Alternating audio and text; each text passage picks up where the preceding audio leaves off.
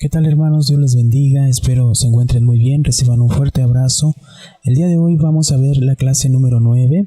Espero que estemos escuchando las clases y esté usted tomando nota de las clases, porque le anuncio que voy a mandar algunos exámenes y voy a pedir un trabajo para poder evaluar. Recordemos, hermanos, que el 50% de la evaluación está en las tareas y el otro 50% estaba en los exámenes. Entonces voy a empezar a enviar algunos exámenes. Les voy a mostrar la dinámica de cómo van a ser los exámenes. Espero que estén atendiendo bien a estas clases para que yo pueda evaluarlos lo mejor posible. Así que hermanos, estemos atentos a la información que estemos dando y yo les estaré mandando los requisitos para el examen, cómo lo tienen que hacer para que podamos evaluar. Muy bien, de todas maneras, cualquier duda, ustedes tienen la posibilidad de mandarme mensaje para que yo pueda hablar con ustedes, tener contacto con ustedes y poder aclarar su duda. Muy bien, recordemos, hermanos, que nosotros estamos viendo la historia de Israel y lo que estamos haciendo es viéndolo desde dos perspectivas. Obviamente estamos viéndolo la historia de Israel desde el punto de vista de un Israel histórico, de una nación de Israel, y a veces ese relato que vemos sobre Israel cambia un poco la perspectiva acerca de lo que nosotros vemos en la Biblia. Pero lo que hacemos, aparte de ver esta perspectiva como nación, esta perspectiva de un Israel histórico, también estamos viendo al mismo tiempo un contexto de lo que estaba pasando alrededor en ese momento, basado en el libro de John Bright, Historia de Israel. Y aparte estamos dando nosotros una vista cronológica de los acontecimientos que nos narra la Biblia, para ver de qué manera se va desarrollando la historia de Israel desde una perspectiva bíblica, con una reflexión al último acerca de cómo Dios está obrando. Entonces, de esta manera nosotros estamos trabajando. Y hoy empezaremos obviamente narrando o viendo de qué manera ve el Israel histórico, la historia de Israel, la monarquía.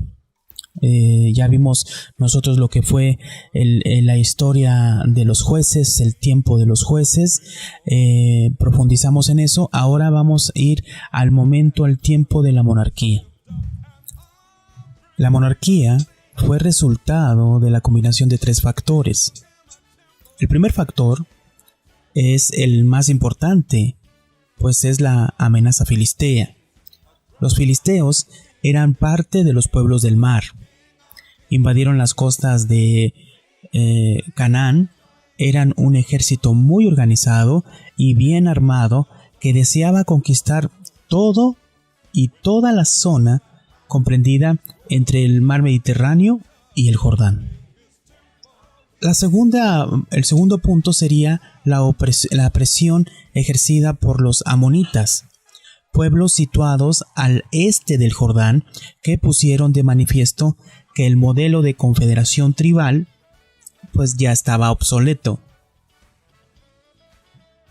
Y el tercer factor que impulsó a la necesidad de la monarquía fue las presiones demográficas y económicas que requerían pues una organización distinta y obviamente más centralizada.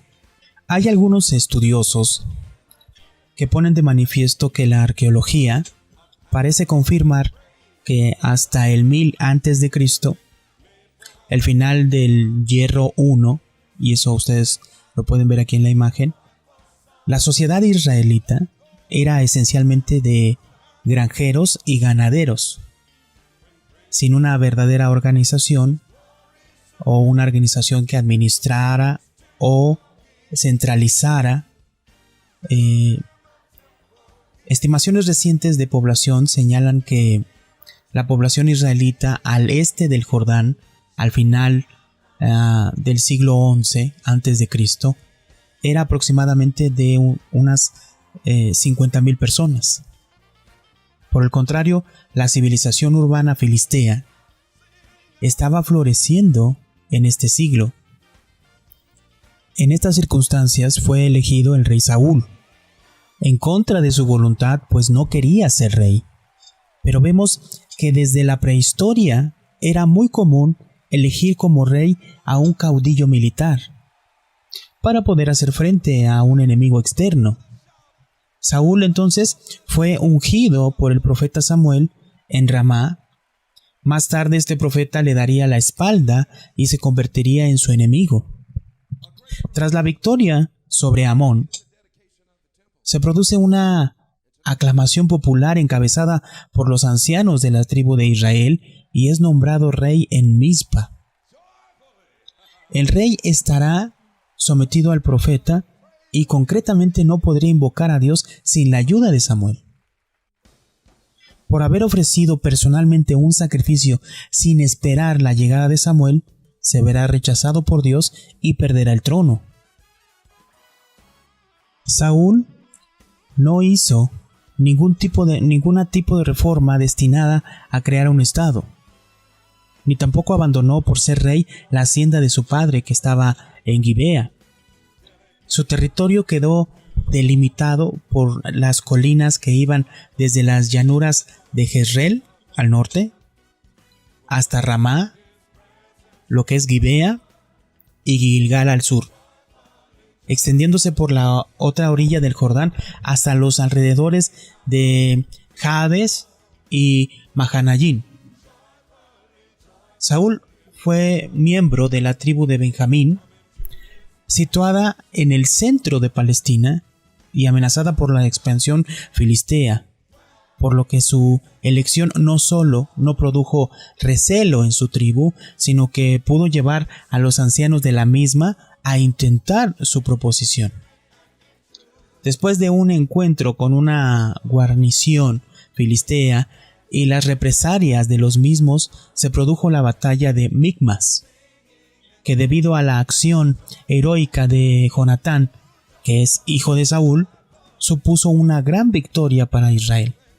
Los filisteos se dieron a la fuga y los hebreos que estaban a su servicio desertaron. Esta fue su mayor victoria. Las tropas de ubicación filistea fueron desalojadas de las montañas. Saúl entonces tendría desde entonces libertad de movimiento dentro del país.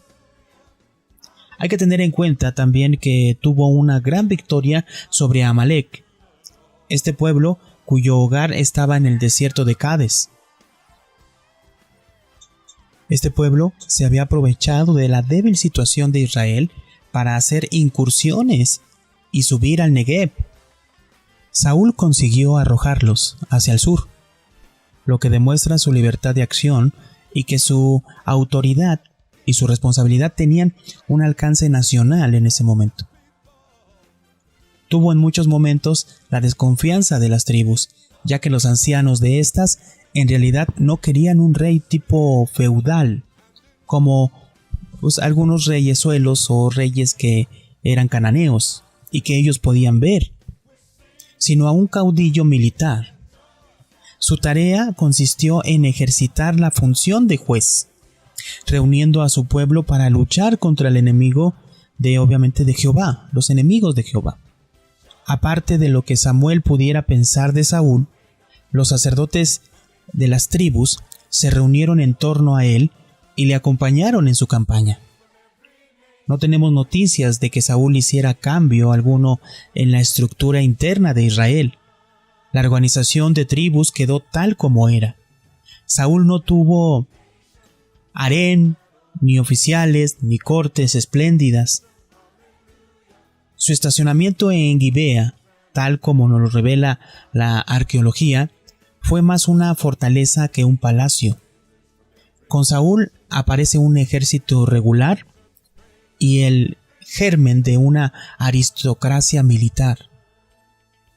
Saúl floreció a sus partidarios, muchos de ellos pertenecientes a su misma tribu, pero no fue un rey tribal, y aunque nunca llegó a guiar a todo Israel a la batalla, como tampoco lo consiguieron los otros jueces, Es probable que estuviera más cerca de conseguirlo que ninguno de sus predecesores, llegando a gozar de una gran popularidad en todo el país. En su reinado no consiguió acabar con la amenaza filistea, y a pesar de algunos éxitos que podríamos decir que son ocasionales, no pudo darles a este pueblo un gran golpe decisivo. Además, la fuerte independencia que tenían las tribus era obstáculo para ejercer cualquier tipo de autoridad real. A todo ello hay que añadir su gran disputa con el profeta Samuel, acusándolo de usurpar las funciones del sacerdocio, que es algo sagrado en la Guerra Santa. Samuel creyó que Saúl pretendía alzarse con toda la autoridad tanto política como religiosa, y así llegó a revocar públicamente la designación de Saúl. Lo que llevó a Saúl más allá de los límites de ser algo solamente regional fue la popularidad de un joven héroe en ese momento llamado David. Este era un mozo de Belén del que se decía que era un músico hábil y estaba entre esos jóvenes que Saúl acostumbraba a rodearse. Pronto ganó fama por sus brillantes hazañas, en particular cuando mató al guerrero gigante Goliat. Su fama y su posición fueron aumentando y así se hizo amigo de Jonatán y consiguió la mano de Mical, ambos hijos de Saúl. Su participación en diversas batallas hicieron que su popularidad aumentase, llegando, pues podemos decir, a eclipsar al mismo rey Saúl. Este, llevado por unos celos insensatos, se volvió contra David e intentó matarlo en varias ocasiones, de modo que este no tuvo más remedio que huir. Ni siquiera entonces se calmaron las sospechas del rey. Incluso sospechó de su propio hijo Jonatán, cuando supo que la familia sacerdotal de Silo, ahora establecida en Nob, cerca de Jerusalén, había ayudado a David en su huida, y entonces el rey les dio muerte y demolió su santuario. También le quitó a David a Mical, su esposa, y se la dio a otro hombre. Todo esto provocó el desagrado entre las tribus, llegando Saúl a romper los lazos con todo lo que eran las tribus, el orden tribal. Y dado que el único sobreviviente de la destrucción de Silo huyó con David, echó al sacerdote en brazos de su rival, viéndose obligado Saúl a retirar tropas que combatían contra los filisteos para dedicarlas a capturar a David, el cual huyó a Judá, donde se le unieron sus parientes junto con los descontentos que había en el momento, fugitivos y oprimidos de toda clase. Con este desecho de rufianes y bandoleros se formó una vigorosa fuerza, pues podemos mencionar de choque, de 400 hombres. Por un tiempo llevó David una existencia precaria como jefe de bandidos, atacando a los filisteos cuando tenían ocasión, escabulléndose de las garras de Saúl y sosteniéndose a través de los pagos que proporcionaban ciudades ricas para evitar ser atacadas. David se casó 2 veces para conseguir la alianza de familias influyentes. Sin embargo, se vio atrapado entre filisteos, Saúl y una población que lo consideraba como una molestia, lo que llevó a marchar junto con 600 hombres al servicio de Aquís, rey de Gat. Saúl, como estaba obsesionado en perseguir a David, ya no estaba en condiciones de seguir la lucha contra los filisteos, y estos esperaban su oportunidad para darle el golpe decisivo. Los filisteos se reunieron en Afec, y Saúl marchó hacia su encuentro, librándose una gran batalla, la de Galboé, cuyo resultado fue un desastre total para los israelitas. Los 3 hijos de Saúl murieron y también el propio rey Saúl. David que por entonces era vasallo de los filisteos. Sin embargo, no participó en esa batalla dado el recelo que levantó entre las tropas filisteas. David nació en Belén de Judá en el año 1050 a.C. Fue un admirable guerrero, famoso por haber matado a Goliat. Estaba en la corte del rey Saúl.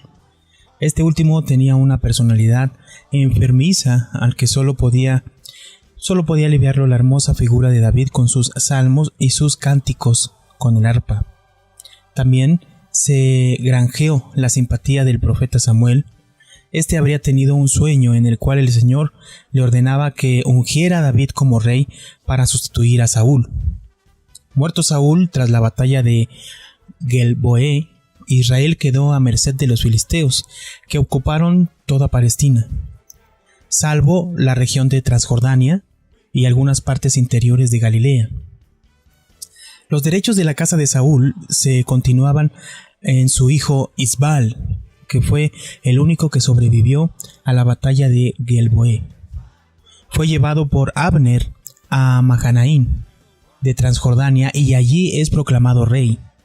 Fue un gobierno en el exilio y aunque pretendía gobernar en todo Israel, no llegó a ser más que una pretensión.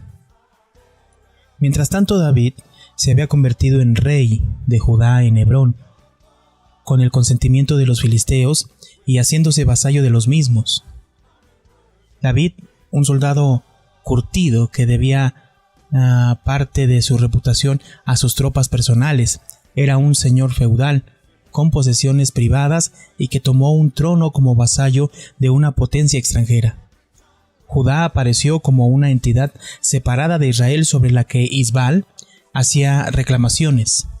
Isbal era incapaz de mantener una guerra, mientras que David, no queriendo ampliar la brecha en Israel, prefirió obtener su propósito de ser rey de Israel utilizando la vía diplomática. Hizo ofrecimientos a los hombres de Jabes de Galat, se casó con la hija del rey de Jesur, estado arameo del noroeste del mar de Galilea, para ganarse un aliado a espaldas de Isbal. Con el mismo propósito, entró en relaciones amistosas con Amón. Isbal, tras una disputa palaciega, rompe con Abner, su aliado, y éste proclama su obediencia a David, urgiendo a los ancianos de Israel a que hagan lo mismo, cosa que así sucedió.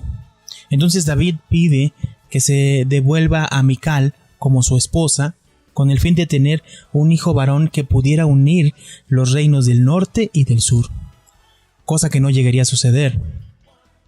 Isbal, habiendo perdido todos sus apoyos, fue asesinado por dos de sus oficiales que le llevaron su cabeza a David, pero éste mandó ejecutarlos para intentar demostrar así que él no había tenido nada que ver con el asesinato del rey de Israel.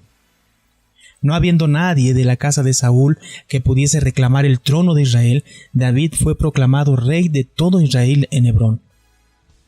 Al contar con el apoyo del profeta Samuel, David no sería un rey impuesto por el pueblo de Israel, sino un rey ungido por Dios, impuesto al pueblo de Israel.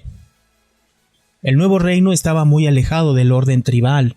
Se constituía ahora como rey por proclamación, también sobre las tribus del norte, y un jefe militar, ya rey de Judá.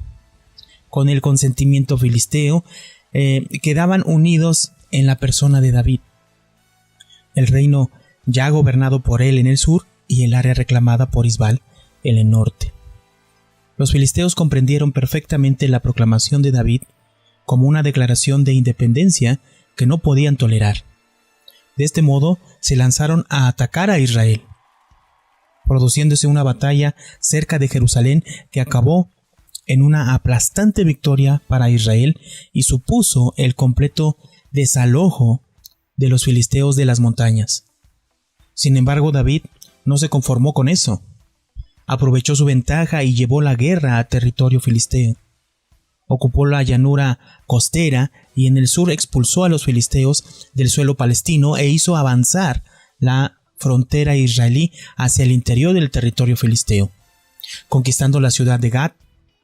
Aunque hubo algunas ciudades filisteas que no logró conquistar, sin embargo la amenaza filistea había dejado de existir, pues estos se convirtieron en un estado vasallo de Israel. Después de deshacerse del problema filisteo, David pudo atacar a los jebusitas de Jerusalén y conquistar la ciudad que hasta entonces había permanecido en manos de cananitas, y lo llamó la ciudad de David. La nueva capital se estableció en Jerusalén, que por su ubicación estaba libre del peligro exterior. Así, después de muchos años del gobierno de Hebrón, conquistó la ciudad jebusea de Jerusalén y trasladó allí su residencia permanente. Hebrón, ubicado muy al sur y en tierra de Judá, no hubiera sido aceptada permanentemente como capital por las tribus del norte, pero una capital en el norte difícilmente hubiera sido aceptada por Judá. Jerusalén, situada entre las dos secciones, no perteneciendo a ninguna tribu, ofrecía una excelente solución. Jerusalén pasó a ser propiedad personal de David. En un principio, este ocupó solo una parte de la colina oriental, la parte inferior, que tenía la ventaja de estar más cerca de la única fuente de Jerusalén. Este espolón de la colina oriental se llamó después Sión, y también la ciudad de David, y allí se instaló el arca de Jehová, en un principio en una tienda dentro del propio recinto reservado al rey. Sin embargo, ya antes de morir, David ya había expropiado la parte alta de la colina y del monte Moriah, con la idea de edificar en ella un templo digno para Jehová, cosa que lograría realizar no él, sino Salomón su hijo. La población jebusea de Jerusalén no fue ni sacrificada ni desterrada. Aunque los israelitas afluyeron a la capital en números crecientes, con el transcurso de los años, es probable que al principio fueron pocos los que se trasladaron allí, aparte de la propia familia de David y su séquito.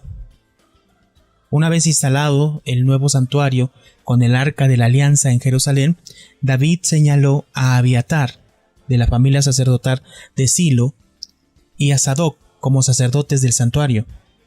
Este fue una maniobra de David para hacer de Jerusalén la capital, no solo política, sino también religiosa del reino.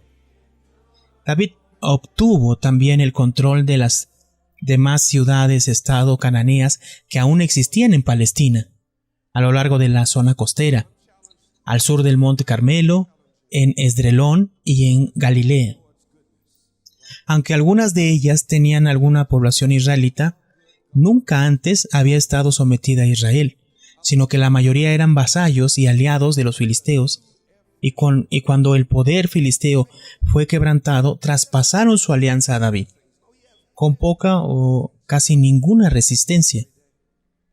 Esto hizo que numerosos cananeos entrasen a la estructura de Israel, pero no fueron integrados dentro del sistema tribal, sino que estas ciudades dependían directamente del Estado de Israel. La primera guerra de David fue contra Amón. David envió un ejército bajo el mando de Joab contra la capital amonita Rabá. Los amonitas pidieron ayuda a los estados arameos situados al norte de ellos, Maaca y el país de Tob, Bet, Rehob y Soba. Los arameos llegaron justo a tiempo de tomar la espada del ejército israelita, pero fueron derrotados estrepitosamente, lo que hizo que David fuese coronado como rey de Amón. David amplió su territorio por el este con la conquista de Moab y Edom después de la batalla de Arabá al sur del Mar Muerto. Después de esto cayó por sorpresa contra Hadadezer, rey de Siria, conquistando toda la zona de Siria y dejando guarniciones en Damasco, que era la capital de Siria. David recibió además tributos del rey de Hamad, cuyo territorio estaba situado a lo largo del Orontes. Llegó a firmar un tratado con Hirán, rey de Tiro. Israel se ve transformado en la principal potencia de la zona. El imperio de David incluía toda Palestina de este a oeste, desde el desierto hasta el mar, con su frontera sur adentrándose en el desierto del Sinaí, siguiendo una línea desde el Golfo de Acaba hasta el Mediterráneo, por el torrente de Egipto. Los cananeos de Palestina habían sido incorporados al estado, mientras que los filisteos reducidos a una estrecha franja meridional, junto con Moab, Edom y Amón pagando tributo. Todo el sur y centro de Siria estaban incluidos en el imperio como una provincia. La frontera de David limitaba al norte con la de Tiro, a lo largo de la región posterior del Líbano hasta un punto cercano a Cades del Orontes, donde se desviaban por el este hasta el desierto, formando frontera con Hamat, que también pagaba tributo. David pudo haber ejercido control sobre unas tribus arameas situadas en el noreste hasta alcanzar el Éufrates, que pagaban tributo también. Israel no sería ya nunca más una confederación tribal dirigida por un caudillo militar, sino un complicado imperio organizado bajo la corona. La ciudad capital era posesión personal de David. La población cananea, anexionada a Israel, estaba sometida a la corona y no a las tribus de Israel. David presidió activamente su propio gobierno. Los empleados mencionados por las fuentes históricas son el jefe de las fuerzas israelí y general en jefe en el campo de batalla, que era Joab, el jefe de las tropas extranjeras mercenarias, el heraldo real, el secretario real y secretario del Estado, los dos sumos sacerdotes, Sadoc y Abiatar, y un oficial de la leva, que supervisaba a los extranjeros obligados a trabajar en los proyectos reales. David estructuró su burocracia sobre esquemas egipcios. Además de estos altos cargos, habían cargos inferiores en la corte y en otras partes del país, así como gobernadores en los territorios conquistados. David hizo un censo que fue la base de una reorganización fiscal completa y probablemente también de un reclutamiento. La organización militar también fue radicalmente revisada por David y posteriormente por Salomón. David intervino poco o nada en materia judicial, dejando que fueran administrada de manera local, aunque a los individuos se les garantizaba el derecho de apelación al rey. Los asuntos religiosos eran administrados por sus dos sumos sacerdotes, que eran miembros de su gobierno. David fue un gran protector del culto, promoviendo su difusión oficial por extensas áreas. La corte de David, aunque modesta, en comparación con la de Salomón, por ejemplo, fue no obstante de una considerable magnitud. Tuvo numerosas mujeres e hijos, además de un importante harén. Hay que añadir a esto un creciente número de clientes y pensionados que comían a la mesa del rey. Rodeando la persona de David estaba su guardia de honor, los 30, que tal vez les sirvió de supremo consejo militar. Los últimos años del rey David transcurrieron entre un montón de intrigas, violencia y hasta una rebelión. Todo ello por culpa de la sucesión real, ya que el mismo David tampoco colaboró, rehusado a aclarar la situación y definir a un sucesor hasta la última hora. De este modo, los descendientes de Saúl, recordando que David se había beneficiado de la caída de Saúl, andaban levantando a la gente.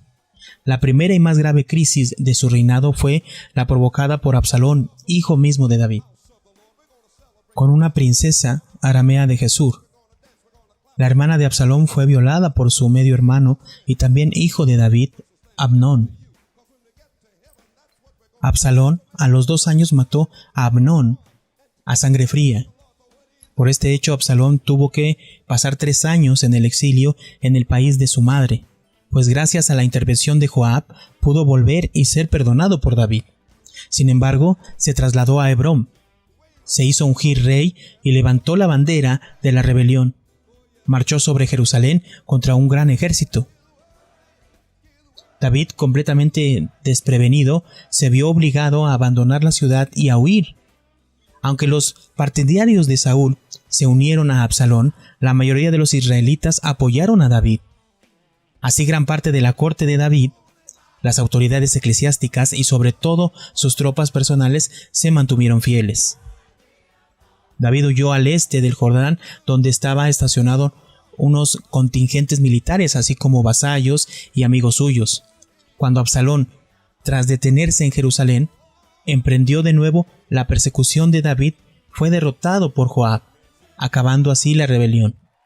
Pero antes de que David hubiera podido regresar a Jerusalén, estalló una nueva revuelta debido a un agravio tribal. David se había portado generosamente con los partidarios de Absalón. Cuando los ancianos de Judá se retiraron a causa de su grave participación en la revuelta, él los llamó a su lado con palabras amistosas y con la promesa de que Amasá,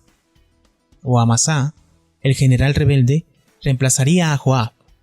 Las tribus del norte consideraron la decisión de David como un manifiesto favoritista, apareciendo una revolución encabezada por Seba, de la tribu de Benjamín, al parecer pariente de Saúl, el cual marchó apresuradamente hacia Jerusalén.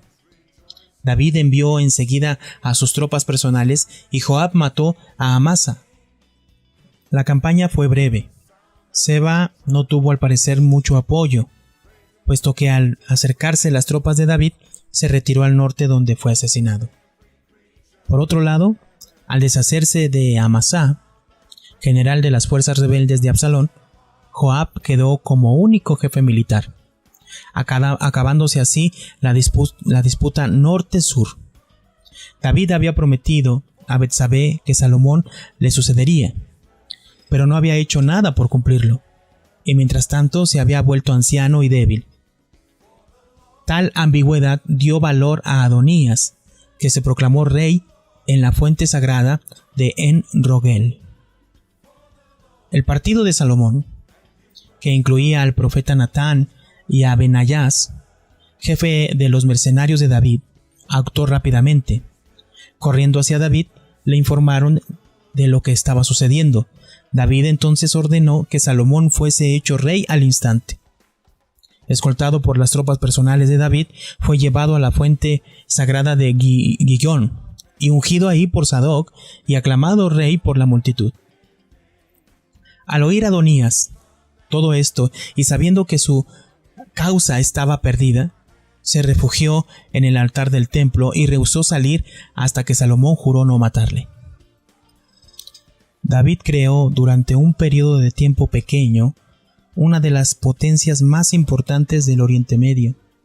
También puso los fundamentos de las instrucciones religiosas que van a apoyar la adoración del Dios hebreo Jehová durante siglos. Salomón, más tarde, faltando a su palabra, mató a Adonías. Asimismo, mata también a Joab y lo sustituye al frente de su ejército Benaías. También destituye a Abiatar. Se queda con un solo sumo sacerdote al frente del pueblo, que será Sadoc. De ahí que de ahora en adelante los sacerdotes del templo sean del linaje de Sadoc. Salomón fue un hombre bastante sabio y sagaz. Supo aumentar el desarrollo económico de Israel en los tiempos de David. No fue un guerrero, pues no tuvo necesidad para ello. Se limitó a mantener su imperio, pero fue incapaz de evitar su desintegración y su división posterior a su muerte. Mantuvo relaciones amistosas con el exterior y con sus propios vasallos, de manera que Israel pudiera desarrollarse económica y mercantilmente. Llevó a cabo varias alianzas, muchas de las cuales fueron selladas por matrimonios, mujeres que fueron llevadas a su harén. La más distinguida de las mujeres de Salomón fue la hija de Faraón de Egipto, que fue probablemente Siamún, uno de los últimos faraones de la 16 dinastía egipcia. a la cual se le dio el trato privilegiado debido a su rango y se hizo un palacio para ella sola. Tal vez ocurrió que el faraón, a la muerte de David, esperaba restablecer el control egipcio en Palestina. Con este objetivo, desencadenó una campaña contra las ciudades filisteas, en el curso de la cual conquistó Gezer, pero al descubrir que el ejército de Salomón tenía una fuerza superior a la suya, juzgó más oportuno hacer concesiones territoriales y asegurar la paz. La alianza más importante que llevó a cabo Salomón fue la ciudad de Tiro, alianza que ya se inició con David y quedó ahora renovada.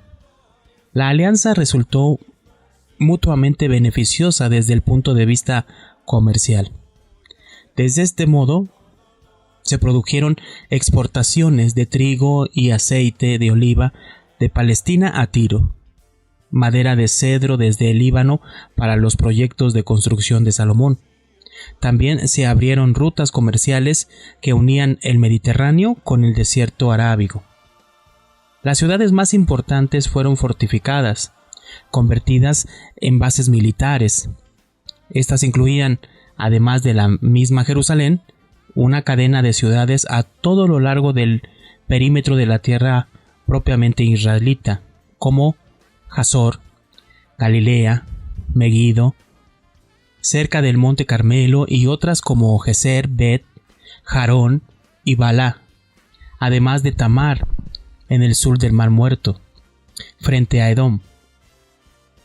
Preparado en estos puntos, el ejército de Salomón podía organizarse rápidamente para repeler una invasión, apaciguar levantamientos internos e incluso ejercitar campañas contra algún vasallo rebelde. Salomón fortaleció el ejército utilizando el carro de combate, ya que hasta ahora Israel solo había luchado a pie. En este sentido, Salomón contaba con 1.400 carros y 12.000 hombres para manejarlos. Estas fuerzas militares se repartieron en las bases militares antes mencionadas. Salomón fue un verdadero genio en lo tocante a la industria y el comercio. Fue capaz de comprender la importancia económica de la ruta norte-sur de Egipto a Arabia y a Siria. Supo desarrollar su alianza con Tiro, que detonaba a esta ruta comercial una salida al mar. En el Mar Rojo construyó, con la ayuda de los fenicios, una flota mercante en Esión, Geber, y tomó la decisión de mandarla por marineros fenicios en viaje hasta Ofir, que equivaldría a la Somalia actual.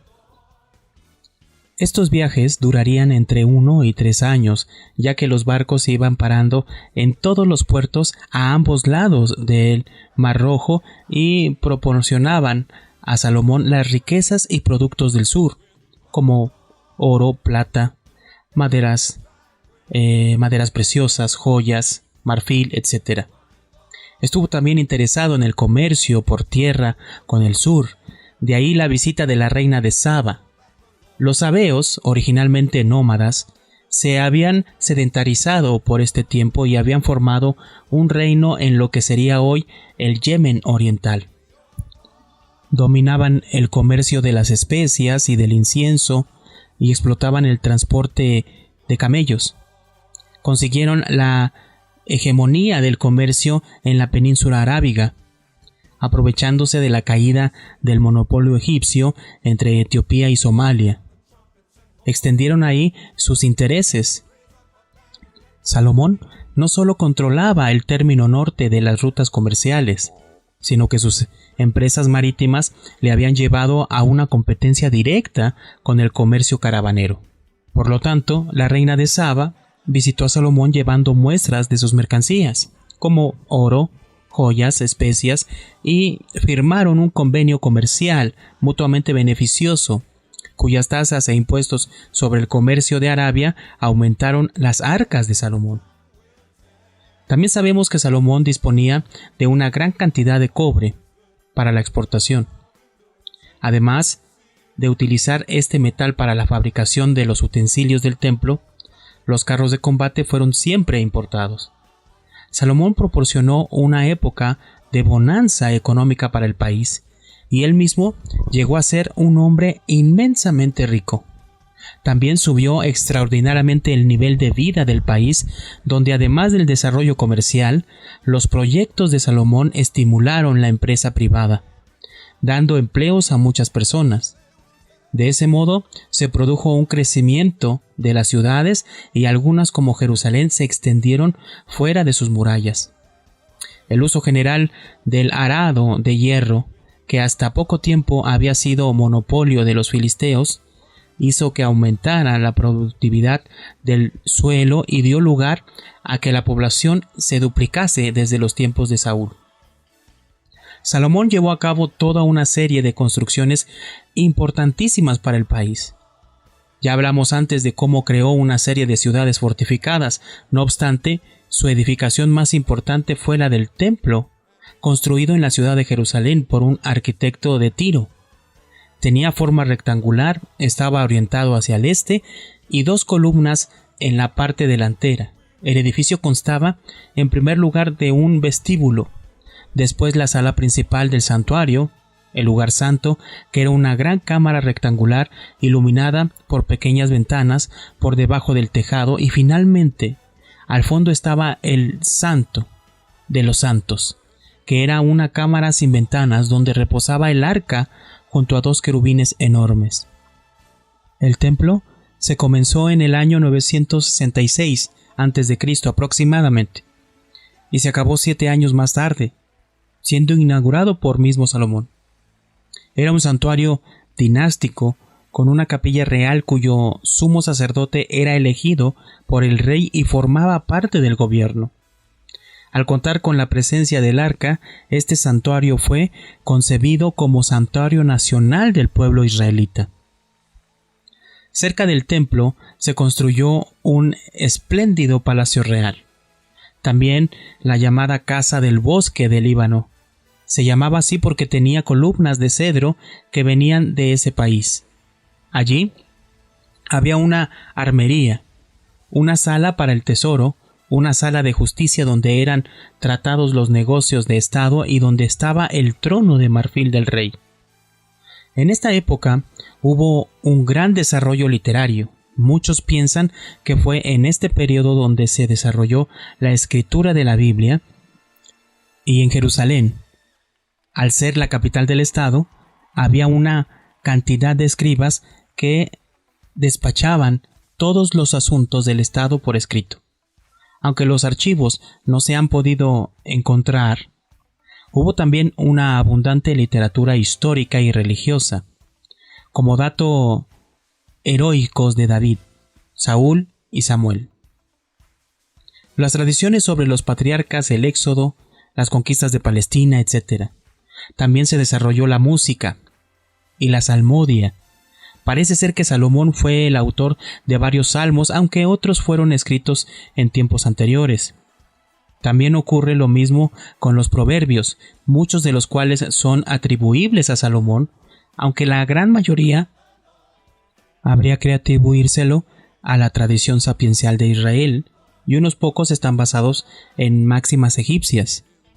Sin embargo, el Estado tuvo un problema financiero crónico, pues a pesar de los inmensos ingresos económicos que disponían, los gastos eran mucho mayores, pues además de todas las construcciones de Salomón y las mejoras del ejército, hubo un aumento considerable de la burocracia.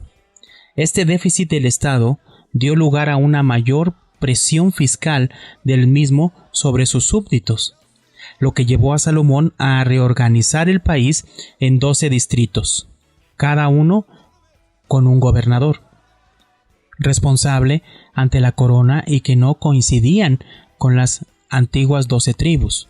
Además, se incluyó el terreno comprendido por la antigua población cananea. Cada distrito estaba obligado a proporcionar para la corte provisiones un mes al año.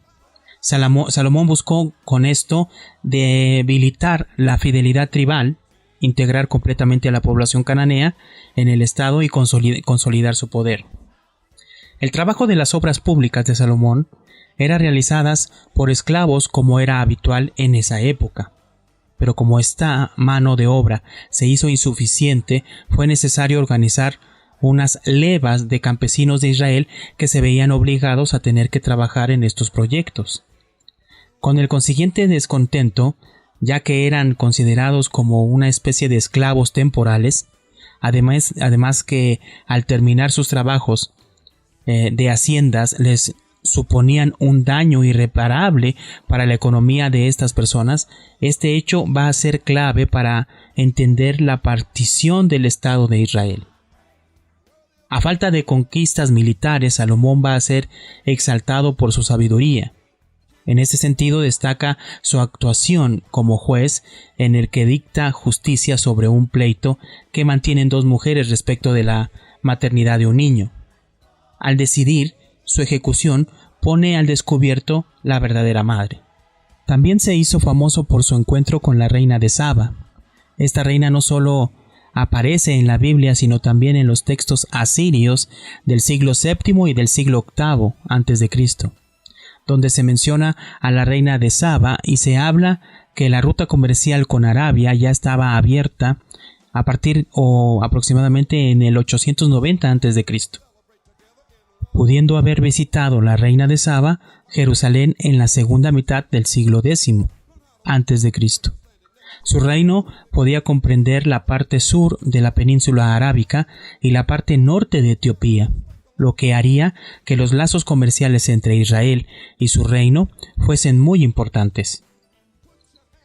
En los últimos tiempos del reinado de Salomón, no solamente asistimos a una desestructuración social con la aparición de unas clases tremendamente ricas, un campesinado que se empobrece por las levas que a menudo se ven obligados a pedir prestado, financiamientos y que en muchas ocasiones llegan a perder sus tierras, produciéndose una emigración de la ciudad hacia el campo. También asistimos a una presión por parte de Siria a la sublevación de Edom, que no llegaría nunca a ser sofocada, y a la de Aram, que consigue su independencia. Al morir Salomón, el reino queda dividido en dos partes, el reino de Israel al norte y el de Judá al sur. Según la Biblia, esto sería por castigo divino, ya que Salomón se dedicaría a adorar los dioses de sus esposas extranjeras. Hay estudiosos que dicen que hay 4 razones por las que hubo esta desunión entre el reino del norte y el reino del sur. La primera y una de ellas sería que tanto Judá y las tribus del norte habían estado unidas, pero bajo la personalidad y la persona de David. ¿Por qué? Porque al morir Salomón, todavía esta unidad seguía siendo frágil. Un segundo punto que algunos estudiosos encuentran es que bajo el reinado de David, al menos por 2 veces, se vio amenazada la unidad.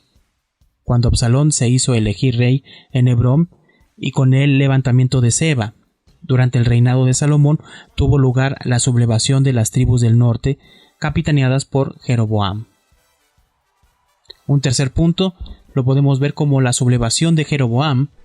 Parece indicar que Israel se había visto más castigado por los impuestos que Judá. En todo caso, las tribus del norte se quejaban con la insistencia de los trabajos forzados.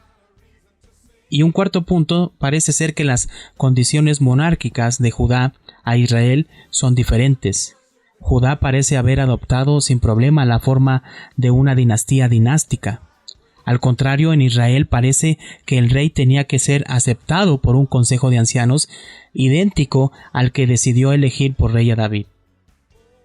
Otros piensan que esta desunión pudo haber sido porque Roboam había sido designado por Salomón como rey de Judá y a continuación se traslada al santuario de Siquem para proclamarlo como rey de Israel.